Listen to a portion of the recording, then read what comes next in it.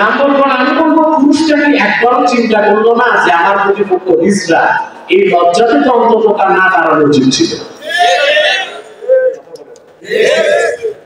কোন রকম তিনি বেঁচে গেছেন, পাস করে আসছে। ওটা ইলেকশন হোক আর কালেকশন হোক, যেভাবে এখন হিজড়ার কোটা কত আছে? 800। যার যদি হিজড়া পাশও করে সংসদে আসতো, তাতে আমার দুঃখ থাকতো না। আগে তো নায়িকা গায়িকারাও ছিল, এখন খেলোয়াড়রা জায়গা পেয়েছে, এখন মোটামুটি খেলাধুলা শুরু হবে। আর যদি হিজড়া একটু আর জায়গা পেত, চুরি লাগাই একটু তালি পারতে পারত।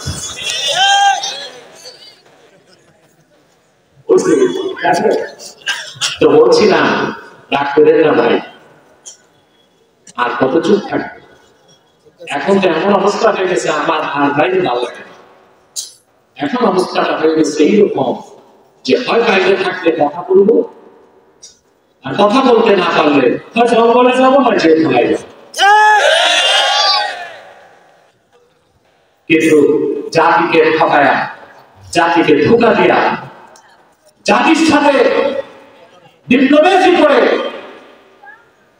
এভাবে ওয়াজ মাহফিল করে হক আদায় করা যায়? পাকিস্তান জাত কয়টা? Male, female, third gender. এখন বাড়িছে আরেকটা, এটার নাম ট্রান্সজেন্ডার। এরা সব সমকামী বদমাশ। বাংলাদেশের একটা বিশ্ববিদ্যালয় আছে, ব্রাক বিশ্ববিদ্যালয়। এই ব্রাক ইউনিভার্সিটি এই ট্রান্সজেন্ডার যারা, তাদেরকে মাঠে নামাইছে এবং তাদেরকে চাকরি বাকরি দেওয়ার জন্য সরকারকে চাপ দিচ্ছে, এবং তারা সরকারকে পশ্চিমাদের মাধ্যমে চাপ দিচ্ছে যেন সংসদে ট্রান্সজেন্ডারের পক্ষে আইন পাস করা হয়। আলহামদুলিল্লাহ, বাংলাদেশে প্রথম আমার পক্ষ থেকে ট্রান্সজেন্ডারের বিপক্ষে 17 পৃষ্ঠার ফতোয়া প্রকাশিত হয়েছে। এটা পাবেন ইসলামী গবেষণা পরিষদ বাংলাদেশের পেজে। এবং আমি কঠোর বক্তব্য দিয়েছি নির্বাচনের আগে, ট্রান্সজেন্ডার এই মতবাদে বিশ্বাসীরা মুসলমানই না, আর তারা চরম পর্যায়ে লম্পট এবং বদমাশ। ট্রান্সজেন্ডার হচ্ছে 3 ভাবে হয়। কয়ভাবে? হরমোন পরিবর্তন করে পুরুষ মহিলাদের মতো হয়, কিন্তু হরমোন পরিবর্তন হলে কখনো মহিলা হওয়া যায় না, কিছু অঙ্গের পরিবর্তন আসে। কিংবা মহিলা হরমোন পরিবর্তন করে পুরুষের মতো হতে চায়, হওয়া সম্ভব হয় না। আবার দ্বিতীয়ত হচ্ছে অপারেশন করে, সার্জারির মাধ্যমে পুরুষ মহিলার মতো আকার ধারণ করতে চায়, মহিলার মতো হতে চায়, মহিলা অপারেশন করে পুরুষের মতো হতে চায়। কটা গেল? এই দুটোটা হারাম। আর 3 নাম্বারটা হচ্ছে মনের চিন্তা, অর্থাৎ ট্রান্সজেন্ডার যে পুরুষ, সে নিজেকে চিন্তা করতেছে আমি পুরুষ না, মানুষ আমারে পুরুষ বলে, আসলে আমি মহিলা। আর যে মহিলা, সে মনে মনে কল্পনা করে আমি তো মহিলা না, মানুষটা মহিলা, আমি পুরুষ। এই 3টা পদ্ধতিতে ট্রান্সজেন্ডার এই মতবাদকে গ্রহণ করা, এই কর্মসূচিকে গ্রহণ করা হারাম, হারাম, হারাম। বিস্তারিত আলোচনা দেখবেন, আপনাদের বক্তব্য দিতে হবে। ইসলামী গবেষণা পরিষদে আমার পক্ষ থেকে ট্রান্সজেন্ডারের বিপক্ষে 17 পৃষ্ঠার ফতোয়া দিয়েছে, আপনারা দেখে নেবেন। আপনাদের ভাই সহযোগিতা করবে আপনাদেরকে কথা বলার জন্য। এই যে ট্রান্সজেন্ডার, অর্থাৎ আমি পুরুষ, আপনি পুরুষ, কিন্তু আপনি মনে করবেন আমি মহিলা, মহিলা মনে করবেন আমি পুরুষ। এটাই হচ্ছে অবাধ মুক্ত চিন্তা, এটাই হচ্ছে অবাধ বাক স্বাধীনতা। সেজন্য বলি, ইসলাম মুক্ত চিন্তার সুযোগ দিয়েছে, বাক স্বাধীনতা দিয়েছে, কিন্তু ইসলাম যে গণ্ডি দিয়েছে, গণ্ডির বাইরে অবাধ মুক্ত চিন্তা, অবাধ বাক স্বাধীনতা মানুষকে আর মানুষ রাখে না, পশু বানায় কিংবা পাগল বানায়। ফ্রিডম অফ স্পিচ, বাক স্বাধীনতা, অর্থাৎ যা খুশি তাই বলা। এটা কি মানুষের কাজ না পাগলের কাজ? আপনার শ্বশুর আসছে টাঙ্গাইল থেকে সংসদ নিয়ে, আপনি শ্বশুরকে দেখে বলেন আসসালামু আলাইকুম, দুলাভাই কেমন আছে? আসছে কে? বললেন কি? পাশের লোক বললো বেটা তো কি মাথা খারাপ নাকি? শ্বশুর তো আপনি বললেন এটা আমার বাক স্বাধীনতা। বলছি এটা বাক স্বাধীনতা না, বাক স্বেচ্ছাচারিতা। ফ্রিডম অফ এক্সপ্রেশন, মুক্ত চিন্তা, এটা অবাক হইতে পারবে না। বুঝলেন? আমি কথা বোঝানোর জন্য একটু স্বাধীনতার মধ্যে থেকে বলতে বাধ্য হচ্ছি। আপনি আরেকজনের বউ পছন্দ হয়েছে, আর আপনি আপনার বন্ধুর স্ত্রী আপনার পছন্দ হয়েছে, বন্ধুর কাছে আপনি চিঠি লিখলেন, বন্ধু তোমার বউটা আমার খুব ভালো লাগছে, অতএব এটা আমার দিয়া দাও।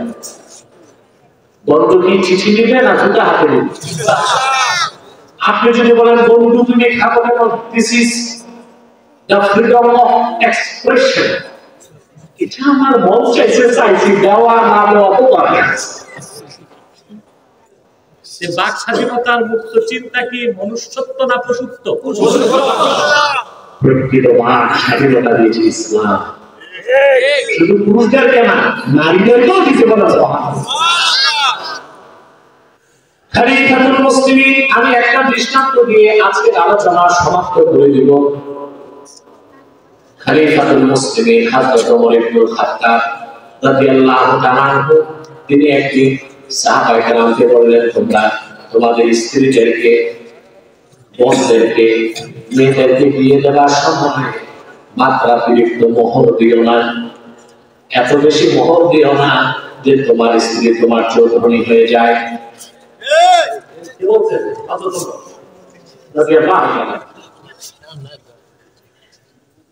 তখন মহিলাদের মধ্য থেকে এক মেয়ে দাঁড়ায় গেছে,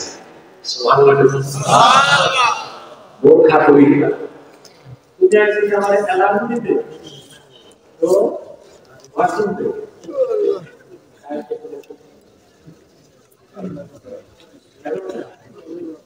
মানে পুরা ৬ ঘন্টা আমি বক্তব্য রেখে গেলাম, ৮-১০-১২ মিনিট বসে এই লোকটা দাঁড়িয়ে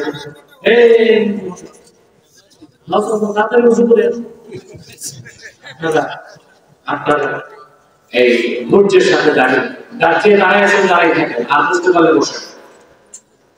মাশাআল্লাহ, শীতের মধ্যে খুব বড় কোরবানি করছেন আপনারা, আল্লাহ কবুল করুন, আমাদের গুনাহগুলো মাফ করুন। হযরত ওমর বলেন, মেয়েদেরকে এত বেশি মোহর দিও না, সম্পদ দিও না। মেয়েটা দাঁড়ায় গেছে, চিন্তা করেন, অর্ধেক পৃথিবীর শাসক হযরত ওমর, শুধু তাই নয়, হাদিস শরীফের মধ্যে এসেছে হযরত ওমরকে দেখলে শয়তান ভয়তে পালায় যেত, কাফের মুশরিকরা জান্নাত শরীরে ঘুম হারাম হয়ে যেত। সেই হযরত ওমরের কথা প্রতিবাদ করার জন্য মসজিদ নববীতে একজন যুবতী মেয়ে দাঁড়ায় গেলেন। হাদিস বর্ণনাকারী মেয়েটিকে ছিলেন না, কারণ বোরখা পরা ছিল। মেয়েটি দাঁড়িয়ে বললেন, হযরত ওমরকে বললেন, ইয়া ওমর, ইউতিনা আল্লাহ ইউতিনা, মহান আল্লাহ আমাদেরকে দেন, দেবার ক্ষেত্রে তিনি কোন সীমা নির্ধারণ করেন না, আর তুমি আমাদের বঞ্চিত করতে চাও তা মানি না। সুবহানাল্লাহ। ইসলাম বা স্বাধীনতার কথা দিয়েছে চিন্তা করে ওমরের প্রতিবাদে দাঁড়ায় গেছে একটা মেয়ে। মেয়েটি বললেন, ওমর, কোরআন শরীফের একটা আয়াতের দিকে আপনার নজর নাই।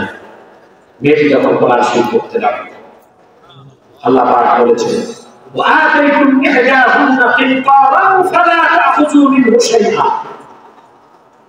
আল্লাহ বলেছেন, তোমরা তোমাদের অধীনস্থ মহিলাদেরকে, মেয়েদেরকে, বউদেরকে, স্ত্রীদেরকে, বোনদেরকে সম্পদ প্রদান করে যদি থাকো, কিন্তু সোনার উপর স্তূপ, সেটার মিলকিয়াত যখন তোমার স্ত্রীর হয়ে যাবে, তোমার বোনের হয়ে যাবে, সেখান থেকে কিছুই তোমরা জাবরান তাহরান নিতে পারবে না। এই কোরআন শরীফের আয়াত থেকে দলিল দিয়ে দিলেন যে আল্লাহর পক্ষ থেকে কোনো বাধা নাই, মেয়ে যত ইচ্ছা তত সম্পদ নিতে পারে, সম্পদ জমা রাখতে পারে। আমার ভাইয়েরা, হযরত ওমর রাদিয়াল্লাহু তাআলা কি বললেন শুনেন। শোনার হরফে হযরত ওমরের কথাটা ইতিহাসের পাতায় লিপিবদ্ধ আছে।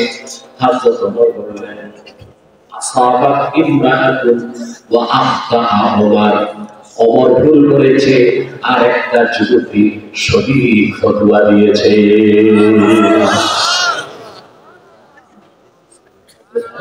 মানুষ যার কথার পক্ষে কোরআন শরীফে 22 বার ওহী নাযিল হয়েছে, অর্ধেক পৃথিবীর শাসক, যার ভয়কে সরকার মুক্তি আছে, তো তিনি একটা ভুল ফতোয়া দিলেন আর ইসলাম অধিকার দিয়েছে এত বেশি মানুষকে, নারী একজন দাঁড়ায় গেছে আর দাঁড়ায় বললেন, ওমর আপনার ফতোয়াটা সঠিক না, আল্লাহ তো বলেছেন যে তোমরা নারীদেরকে সোনার স্তূপ যদি দিয়ে থাকো, যেটা তারা মালিকানা পেয়ে গেছে, সেখান থেকে রাষ্ট্র, ব্যক্তি, সমাজ, পরিবার কিছু দিকে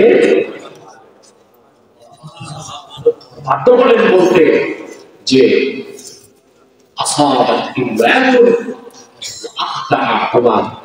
একজন মেয়ে সঠিক সিদ্ধান্ত দিয়েছে, ওমর ভুল করেছে।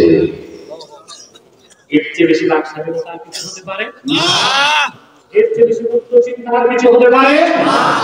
অতএব আমরা সর্বদা সত্য কথা বলবো, সত্যবাদী হব, সত্যবাদীদের সঙ্গী হব। তারপরে ইনশাআল্লাহ 71 নম্বর আয়াতের তর্জমা করেই আমি আজকের আলোচনা সমাপ্ত করব ইনশাআল্লাহ, তাফসীর সমাপ্ত করব। এরপর আল্লাহ রাব্বুল আলামিন বলেন, يصلح لكم أعمالكم ويغفر لكم ذنوبكم, আল্লাহ তোমাদের সব আমলকে সঠিক করে দিবেন, নেক আমলের তৌফিক দিবেন, তোমাদের জীবনের সব গুনাহ মাফ করে দিবেন।